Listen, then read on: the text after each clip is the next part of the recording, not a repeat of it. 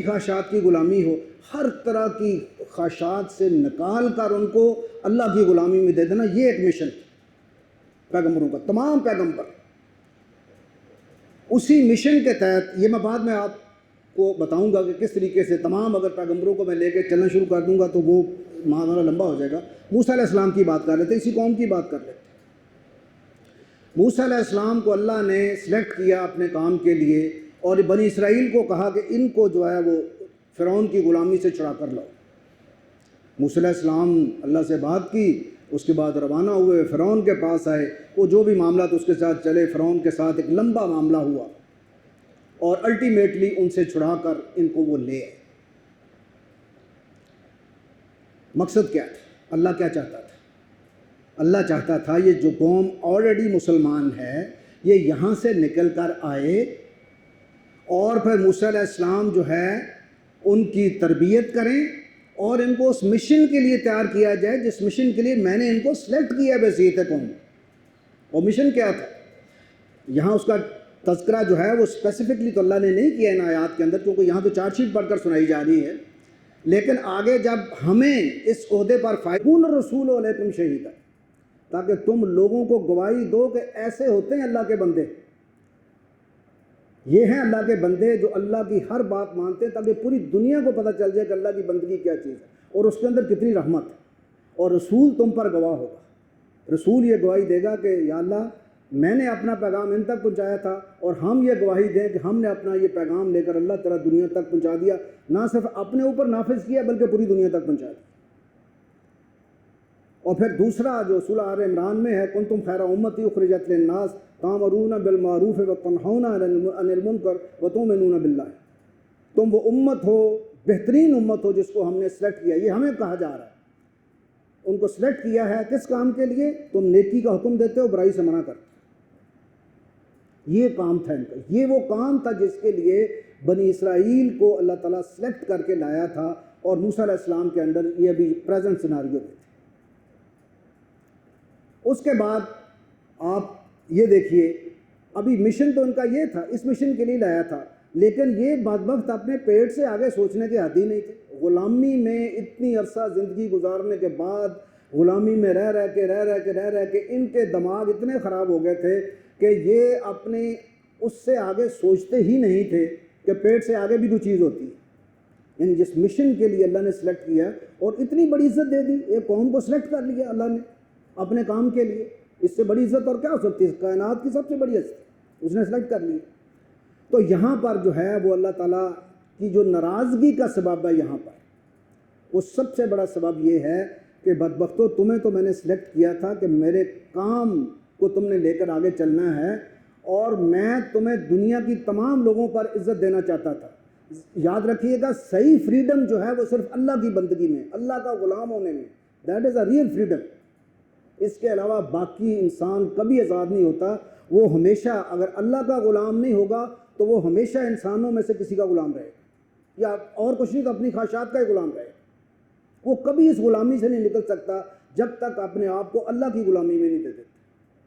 ہمارے ہاں بھی سیاسی لیڈران جو ہے وہ نعرے تو لگاتے ہیں غلامی کے اور فلاں کے، لیکن یہ بات کسی کو سمجھ نہیں آتی ہے کہ اللہ کی کتاب کیا کہہ رہی ہے. اللہ کی کتاب کہہ رہی ہے تمہاری ساری غلامیاں اس وقت ختم ہوں گی جب تم صرف اپنے آپ کو اللہ کی غلامی میں دے دو. ایک غلامی قبول کر لو، ایک جوا اپنے اس پہ پہن لو گے تو پھر انشاءاللہ ہمیشہ کے لیے تم جو ہے وہ ساری غلامیوں سے تم آزاد ہو جاؤ گے. یہی مشن تھا انبیاء کا. اور وہ سب سے پہلے کس چیز کو ٹھیک کرتے تھے؟ انسان کا جو نفس ہے. انسان، کیونکہ حضور نے فرمایا کہ یہ تمہارا جو نفس اندر بیٹھا ہوا ہے نا، سب سے بڑا خدا تو یہ ہے، اور یہ وہ خدا ہے جس کی دنیا میں سب سے زیادہ پوجا کی جاتی ہے. ہر چیز کو انسان کنٹرول کر لیتا، اپنے نفس کو کنٹرول کرنا بڑا مشکل کام. یہ اندر سے آدم علیہ السلام کی بات بھی دیکھ لیں، آدم علیہ السلام کے ساتھ بھی یہی، وہ اپنے نفس کو کنٹرول نہیں کر سکتے. اس لیے حضور صلی اللہ علیہ وسلم کی بعثت کا جو مقصد اللہ نے بتایا ہے، وَالَّذِي بَعَثَ فِي الْأُمِّيِّينَ رَسُولًا مِّنْهُمْ يَتْلُو عَلَيْهِمْ آيَاتِهِ وَيُزَكِّيهِمْ. ان کے نفس کو پاک کرتا ہے ان آیات کے ذریعے سے. یہ قرآن کی آیات. اور پاک کرنے کا کیا مطلب ہے؟ جب ان کو سناتا ہے تو ان کو اللہ کی پہچان آتی ہے، ان کو پتہ چلتا ہے اس کائنات میں اللہ کے علاوہ کسی کی بندگی میں نے نہیں کرنی. اور یہ اس کے تمام جو اس کے دل میں شرک کے خیالات ہوتے ہیں باقی ان سب سے اس کو نکال کے باہر پھینک دیتا. وہ کہتا ہے بس آج کے بعد میں صرف اپنے رب کا حکم مانوں. ابھی اس مقصد کے لیے آپ دیکھیں کہ انبیاء کا مقصد یہی تھا, وہ اس مقصد کے لیے ان کو سارا یہ نکال کر لے کے آئے. اور یاد رکھیے گا اللہ کی بندگی کا جوا جب اپنے گلے میں آپ ڈالیں گے یہ آسان کام نہیں ہے. یہ بھول جائیے کہ یہ بڑا ٹھنڈے ٹھنڈے کام سے یہ سارا معاملہ چل جائے گا. لوگ آپ کو بڑے آرام سے کرنے دیں گے, معاشرہ بڑے آرام سے آپ کو چلنے دے گا, نفس آپ کو بڑے آرام سے سیل تھرو کرنے دے گا. نو, یاد رکھیے اللہ کے رسول بھی اللہ کی سنت سے مبرہ نہیں رہے. اللہ کے نبی کو بھی اللہ تعالیٰ نے اسی رٹ سے گزارا ہے. 3 سال شیب ابی طالب میں بائیکاٹ, جان کے خطرات, مال کے خطرات, بزنس تباہ ہو گیا, مال ختم ہو گیا, ہر چیز ختم ہوگی, جان کا خطرے پڑ گئے, لالے پڑ گئے. تو یہ سارے اسی لیے اللہ تعالیٰ نے اسی سورہ میں جب پہلی انسٹرکشن آپ کو دی جائے گی, اسی مقام پہ آپ کو فائز کیا جائے گا, تو پہلی انسٹرکشن جو اللہ تعالیٰ دے رہا ہے وہ کیا دے رہا ہے؟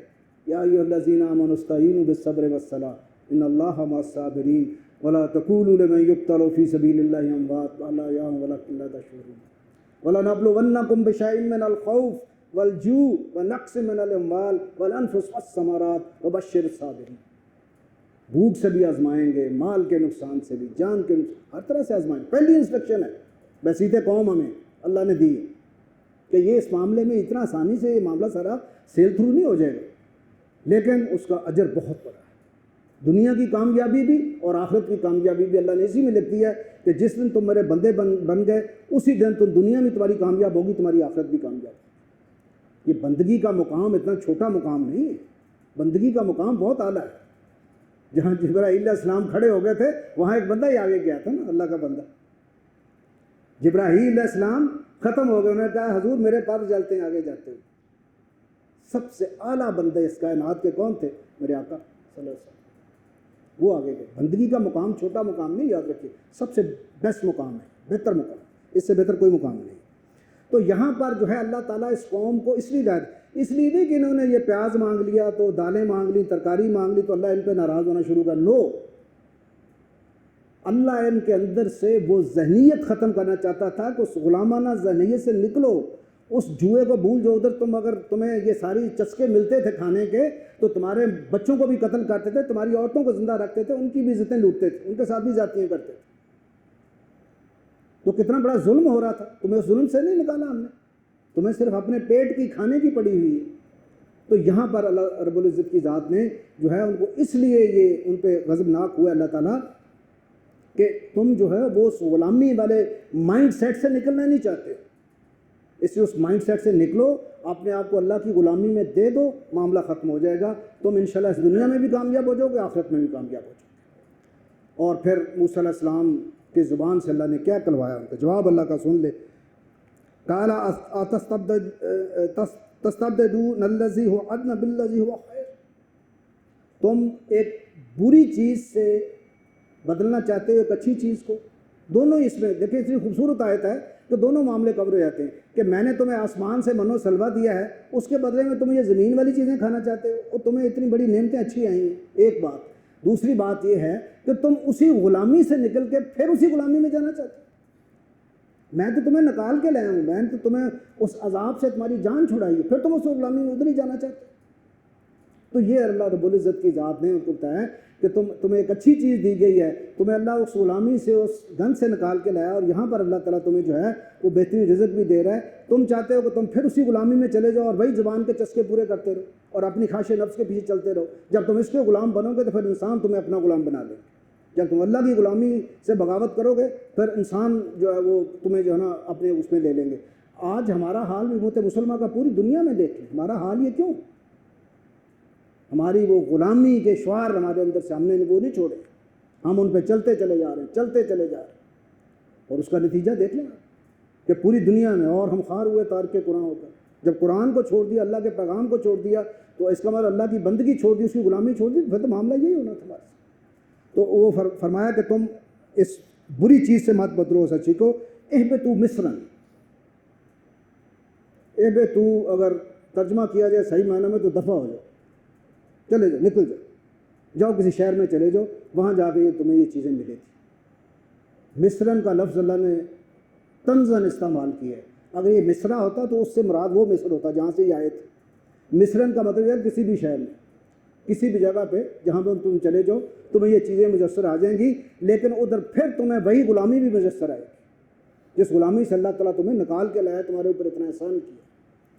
تو وہاں پر جو ہے وہ اللہ تعالیٰ فرماتے ہیں چلے جاؤ، فَإِنَّ لَكُمْ مَا سَأَلْتُمْ، وہاں تمہارے لیے وہ کچھ ہوگا جو تم مانگ رہے ہو، یہ تمہیں ادھر مل جائے گا۔ لیکن پھر کیا ہوگا؟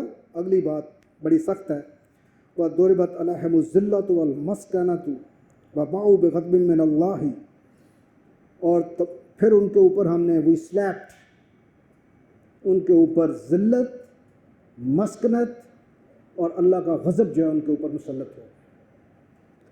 اللہ ان کو اسی سٹیٹ پہ لے آیا جس سٹیٹ پہ یہ پہلے تھے۔ فرعون کے انڈر کیا تھا؟ ذلالت، غلامی میں ذلت ہوتی ہے۔ انسان کا اپنا کوئی جو ہے وہ معاملہ نہیں ہوتا ہے کہ وہ کوئی ایسی چیز کر سکے، تو ذلت میں پڑے ہوئے تھے یہ، تو اللہ ان کو وہاں سے نکال کے، تو ابھی اللہ نے دوبارہ کہا کہ ابھی تم پھر اسی ذلت میں جاؤ گے، اسی طرح ذلیل ہوگے اس ڈیزرٹ کے اندر جس طرح تم پہلے جو نہ کیا جائے۔ اور اس کا نتیجہ یہ نکلا تھا کہ 40 سال تک یہ اسی صحرا میں ہی ذلیل ہوتے رہے۔ یہ صبح چلتے تھے، شام کو واپس اسی جگہ پہ پہنچ جاتے تھے۔ اللہ نے ایسا ان کو چکر چلایا، 40 سال رہے، ان کی وہ جو نسل تھی وہ پوری ختم ہو گئی۔ وہ جو بڈھے تھے جو غلامی کی جن میں دماغ میں گھسی ہوئی تھی وہ جب ختم ہو گئے، نئی نسل اٹھی جو وہاں پلی بڑی، وہ جب بڑے ہوئے پھر انہوں نے فلسطین فتح کیا اور وہاں گئے۔ تو اللہ ان کو گھماتا، اور اگلا لفظ بڑا خوبصورت اللہ نے استعمال کیا ہے۔ پھر اگین میں کہتا ہوں اس سے ہی لگتا ہے یہ اللہ کا کلام ہے۔ مسکنہ تو، یہ مسکا اور ساکنہ کا دونوں کا مکسچر ہے۔ مسکا ہوتا ہے روک دینا اور ساکنہ ہوتا ہے کسی جگہ ٹھہر جانا۔ غلام کیا کرتا ہے؟ غلام کی حالت میں کوئی تبدیلی آتی ہے؟ غلام ابن غلام ابن غلام ابن غلام، ساری عمر غلام ہی رہنا۔ اس کی ترقی کا کوئی امکان نہیں ہوتا، وہ ادھر ہی بھٹکتا رہتا ہے جدھر پھرتا رہتا ہے۔ اور آپ دیکھیں کہ یہ بھی ادھر ہی پھرتے رہے، جس طرح 75 سالوں سے ہم ہی ایک دائرے میں گھوم رہے ہیں نا، پھرتے رہے۔ اس پہ میں آؤں گا بعد میں آخر پہ کہ ہماری ہسٹری ان کی ہسٹری سے کتنی ملتی ہے، خاص طور پر پاکستانیوں، باقی تو خیر امت مسلمان جو ہے ہی۔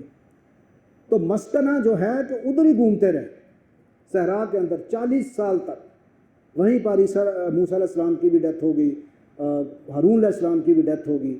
پھر موسیٰ علیہ السلام کے خاص شاگرد تھے یوشع بن نون، جو بعد میں پیغمبر جن کو اللہ نے بنایا، وہ گئے اور پھر ان کے ساتھ مل کر انہوں نے فلسطین کو فتح کیا اور وہاں اپنی ریاست قائم کی۔ 40 سال وہاں گھومتے رہے اسی طریقے سے۔ تو فرمایا کہ پھر اللہ کا غضب جو ہے ان پر آ گیا، اور یہ کس لیے تھا؟ ان کے جرائم دو اللہ نے گنائے، دو ان کے جرم تھے بہت بڑے، اور ان کی پوری ہسٹری کا جو ایک خلاصہ ہے وہ اللہ تعالیٰ نے پیش کر دیا۔ دو جرم تھے ان کے۔ پہلا جرم کیا تھا؟